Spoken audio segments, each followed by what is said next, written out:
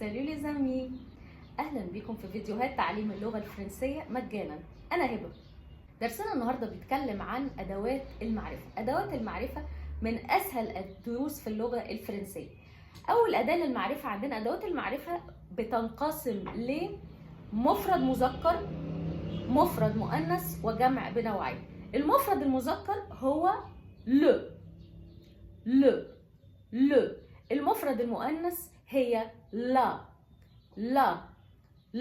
الجمع بنوعين هي لي. هنحاول نتعلم ادوات المعرفه عن طريق امثله باسماء البلاد.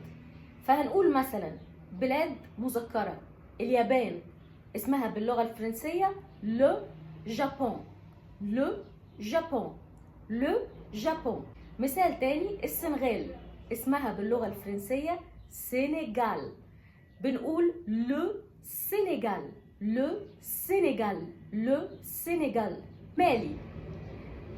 مالي باللغه الفرنسيه اسمها مالي.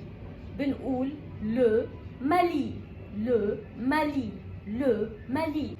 المثال اللي بعد كده لوكسمبورغ، اللي هي لوكسمبورغ.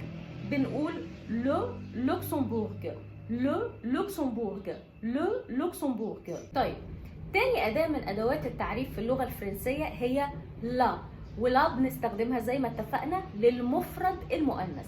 تاني مثال عندنا للدول المؤنثة اللي هنستخدم لها لا هتكون طبعا أولهم لا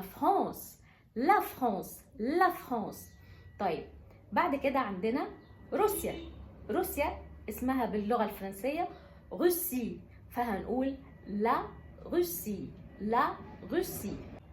كمان عندنا مثال من الدول المؤنثة في اللغة الفرنسية هي سويسرا. بنقول لا سويس. كمان عندنا مثال من اللغة البلاد اللي باللغة الفرنسية اسمها يعتبر مؤنث هي بلجيكا، فبنقول لا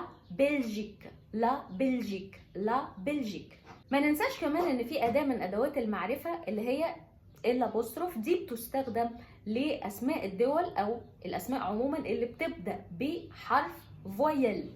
فزي مثال طبعا l'Égypte. Je viens de l'Égypte. مصر. طيب، كمان عندنا l'Algérie.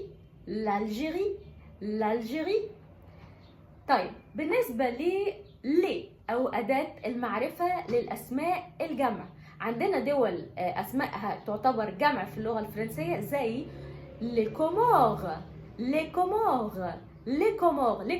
هي باللغة العربية جزر القمر. كمان عندنا لي سيشل. انتهى درسنا النهارده، كان درس سهل قوي. لو حاسس انك استفدت ما تنساش تدوس سبسكرايب وتفعل زر الجرس علشان تستفيد، وما تنساش تدعمنا بلايك وشير علشان الفيديو يوصل لأكبر عدد ممكن وعلشان غيرك يستفيد. باي.